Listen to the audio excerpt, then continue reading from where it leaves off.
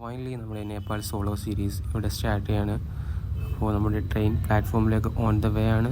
പ്രതീക്ഷയൊന്നുമില്ല, വിചാരിച്ചൊക്കെ പോലെ തന്നെ നല്ല ക്രൗഡാണ്. ഓൾറെഡി ദീപാവലിൻ്റെ വെക്കേഷൻ ടൈമാണ് ആൻഡ് ഒരു ട്രെയിൻ ക്യാൻസലാണ്. അപ്പോൾ അതിൻ്റേതായ നല്ല ക്രൗഡുണ്ട്.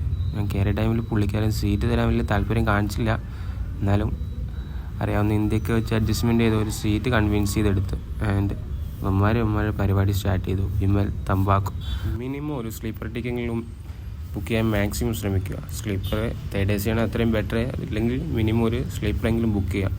നമ്മൾ ഓൾറെഡി ബുക്ക് ചെയ്ത ട്രെയിൻ ക്യാൻസൽഡ് ആണ്, വേറെ ഓപ്ഷൻ ഇല്ലാത്തതുകൊണ്ട് മാത്രമാണ് ജനറൽ ചൂസ് ചെയ്തത്.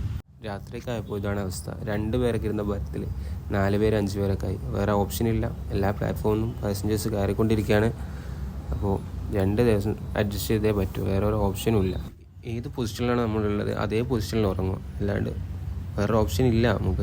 ഇതാണ് അവസ്ഥ. സ്മോക്ക് ചെയ്യുന്നവരുണ്ട്. അങ്ങനെ മോർണിംഗ് ട്രെയിൻ നോർത്ത് സൈഡിലെത്തി. നോർത്ത് സൈഡിൽ ഇതൊക്കെ തന്നെയാണ് അവസ്ഥ. ഇവരുടെയൊക്കെ ജീവിതം കാണുമ്പോൾ, ഇവരുടെയൊക്കെ വീട് സാഹചര്യം ചുറ്റുപാടൊക്കെ കാണുമ്പോൾ നമ്മളൊക്കെ അതിന് എത്രയോ ബെറ്ററാണെന്ന് ജസ്റ്റ് വൺ ടൈം നമ്മുടെ മൈൻഡിലൂടെ ഒന്ന് പാസ് ചെയ്യും. കുറച്ച് ടൈം വീഡിയോ ഒക്കെ എടുത്ത് ടൈം സ്പെൻഡ് ചെയ്തു. ആൻഡ് ഫൈനലി പറയാനുള്ളത് ഫുഡിൻ്റെ കാര്യം. മസ്റ്റായിട്ടും 2 ദിവസത്തേക്കുള്ള ഫുഡ് മാക്സിമം ക്യാരി ചെയ്യാൻ പറ്റുമെങ്കിൽ കൊണ്ടുവരുന്ന ബെറ്ററാണ്. ട്രെയിനിലുള്ള ഫുഡ് മാക്സിമം കഴിക്കാതിരിക്കുന്നതാണ് ബെറ്റർ. വെള്ളം, ഫ്രൂട്ട്സൊക്കെ ഓക്കെയാണ്. നട്ട്സ്, ഡ്രൈ ഫ്രൂട്ട്സ് ഇതൊക്കെ ഒരു ബെറ്റർ ഓപ്ഷനാണ്. ആൻഡ് ഇതാണ് വിവേക് ഭായ്, കോയമ്പത്തൂരാണ് വർക്ക് ചെയ്യുന്നത്. ഇത് അസിസ്റ്റൻ്റാണ്. ഇവരുടെ നാട് വരുന്നത് ഗോരഖ്പൂറാണ്. സോ എനിക്ക് പോകേണ്ട ലൊക്കേഷനും ഗോരഖ്പൂറാണ്.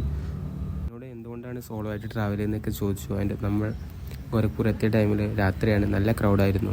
ഫസ്റ്റ് ടൈം ആയതുകൊണ്ടാണ് തോന്നുന്നു പുള്ളിക്കാരൻ എനിക്ക് ഗോരഖ്പൂരിൽ നിന്ന് സോണോലിലേക്ക് ബസ് ടിക്കറ്റൊക്കെ എടുത്തു തന്നു. ആൻഡ് നമ്മളിപ്പോൾ going to Sonauli Nepal border. Finally എൻ്റെ ഡെസ്റ്റിനേഷനായ സോണോലി നേപ്പാൾ ബോർഡറിൽ എത്തിയിരിക്കുന്നു.